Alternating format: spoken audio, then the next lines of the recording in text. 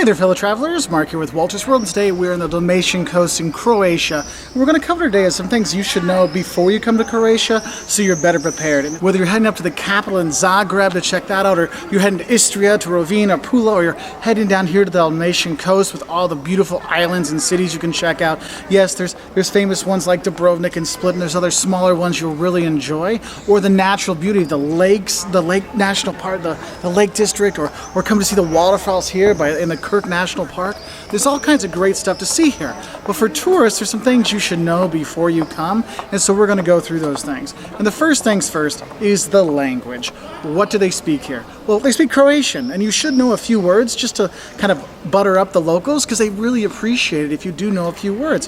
Hvala is thank you, molim is please and you're welcome, and that's pretty much all you need. They'll be very happy with that. But the thing is that as our guide, the people we talk to, 90% of the young people here, when I talk young, like under 40, they speak English. Okay, so if you speak German or Italian or Spanish or whatever, just go to English. That's the de facto foreign language here, because they know that nobody speaks Croatian. Okay, so make sure, know that hvala, the thank you, and the molim, please and you're welcome stuff. But also just know that English is what you're going to use as the tourist language here.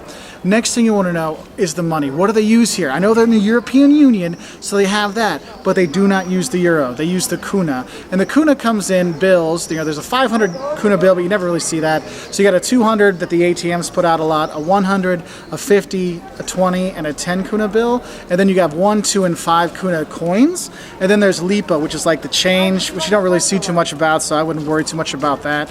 You know, like 10s and 50 pence or Lipa things, but you don't really see that very often. The thing is, sometimes you'll get some places where there's a lot of tourists, they might accept euros, but in general, a lot of places they're like, no, we don't want euros. We know that a lot of people have that. We know a lot of tourists are coming from Europe and have euros. We don't use them. I know we were in Dubrovnik, and if you want to walk the city walls, they're like, no, we take credit card, or we take Kuna, nothing else. And some restaurants would take some euros occasionally, but you're going to be using Kuna when you are here. So the next thing tourists usually want to know is, where am I going to stay when I come to Croatia, when I come to a country? What's cool about Croatia is they've been having tourists here for hundreds of years, because yes, it is that beautiful when you come here with the islands. Like, I'm getting goosebumps thinking about how beautiful it is here. And the thing is, they have a really great tourism infrastructure, so there's tons of hotels, but what I really like is staying in people's homes when I come here, because you get some great deals with staying with people, with families and stuff like that. And a lot of people just rent out apartments, so you can do those things. So if you're driving on your own, you can have a place to park, but there's just tons and tons of different locations to stay at, which is really easy and really nice. So that is kind of cool. Now, I guess one thing you might want to know is, when I stay in the homes and the hotels, what are the kind of plugs they use here? It's the traditional European 2 circle plugs that go in here. No big deal. You'll be fine with that. You can drink the water. It might not taste so good all the time, but you can drink the water around the country. It's no problem there. In terms of the food you're going to have, oh my God, the food here is fantastic. And since we have this big, long coastline, you're going to have enormous prawns. You're going to have mussels here. They grow. The second largest mussels is right outside where I am in Sibernik, and you can get mussels fresh here. Oh my God, just get the seafood plate. Oh my God, it's so good. But if you don't like seafood, it's okay. The meat here is awesome as well, and you eat so well when you are here. And sometimes people feel like it has kind of a Italian influence, because there is a lot of pasta and pizza they do have here, because yes, there is a lot of influence from there, and you will eat really well here. And yes, the ice cream is quite good. I remember we were in Rovin a few years ago, and my boys were getting double fisting ice cream because they enjoyed it so much, and we were like double fisting the seafood because it was so good. So you will eat very well here, okay? Now, what about the cost of eating? Well, actually, Croatia is a very affordable country. It's well worth going to, and it doesn't cost you a lot of money to stay, to eat, to visit the sites and stuff like that. So it's a really good, like, economic choice. I mean, that's one of the reasons I'm doing a cruise through the islands, because it's a great choice and a great cost for having such a great place with the sun and the history, because there's 7 UNESCO World Heritage Sites. The St. James Cathedral right behind me is one of them, and it's just really a beautiful place. And it's pretty safe as well. Yeah, you know, most places when there's lots of tourists, you do have to watch out for pickpockets and things like that. But in general, I felt very safe when I've been here in all the parts of Croatia. One thing is, this kind of a theme. You see these pavers here? For some reason on the Dalmatian coast in Istria, there's a lot of really slick pavement, so it's ever wet, do keep your eyes on it. I know people are going to say, you say that in all the videos about Croatia. Yes, because I've seen a lot of little ones and a lot of old people and not so old people wipe out on them, okay? So do be careful for that. Other safety things you might want to look out for is it does get extremely hot here in the summer, so you do want to be careful with heat stroke and stuff like that. Also the sun, because of the sea and the stones and all this kind of stuff, it's very easy to get burned. I'm wearing 70 SPF and I'm still getting red, so make sure you bring a hat, you bring a strong sunblock and things like that, so you can really enjoy all the good stuff they have here, because there's so much good outdoors things here, like going to the lakes and seeing that, or the coast, or the waterfalls and things like that, or the historic cities. I mean, it's just amazing. Now, the next thing I want to know is, how am I going to get around this country? Because the thing is, with Croatia, it's got this kind of weird shape, okay? And it takes a long time to get anywhere with the buses, because it's not just a coastline. There's mountains and huge hills all over the country, so it's not just a straight line to get anywhere. It's weaving, and things like that. So I know there's a couple of times my tummy was like, oh yeah, no more buses. So you do realize it does take a long time to get places, but the bus networks, they go all over the place. It's very easy to do. In the summer, there's tons of ferries that take you out to the islands if you want to go to the beaches or see, historic cities like Hvar and things like that. It's all easy to do, and like I said, the infrastructure here is really well, so they got it set up to help tourists that don't speak Croatian to do all these things, so that's really nice. Now, another thing you might ask is, what are the people like in Croatia? Well, remember I told you the tourism infrastructure is really good here. It's because the people are very proud of their country and they want to share their experiences. They want to share their food. They want to share the sights with you, the history. The Sibernik, where I am now, they have a really cute city history museum. Actually, one of the best small town city history museums I've ever seen. How well it's put together, the English that's in there, all the kind of stuff. It is really cool.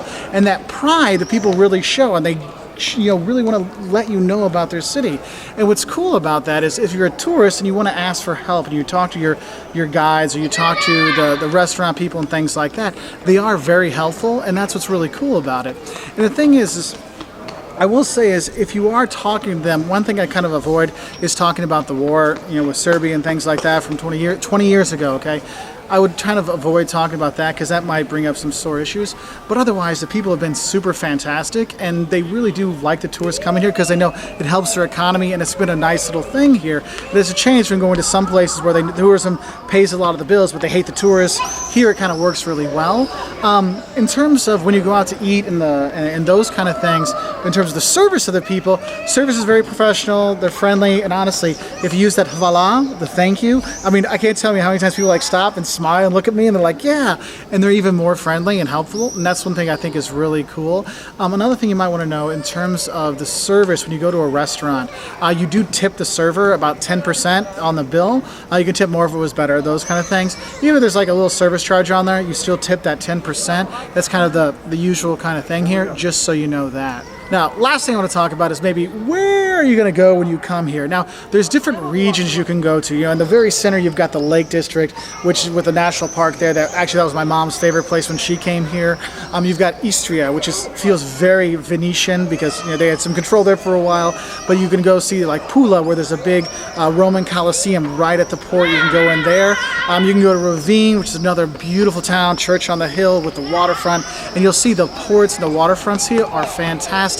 You can head to Split and see the palace there, the Roman palace that was built, that they actually built the city inside of. You can go to, obviously, Dubrovnik, the most famous city of Croatia, and walk the walls there and see the churches and monasteries and things like that. Or you can go around on the coast and see some of the beautiful islands like Hvar, or go to Vis and these kind of things.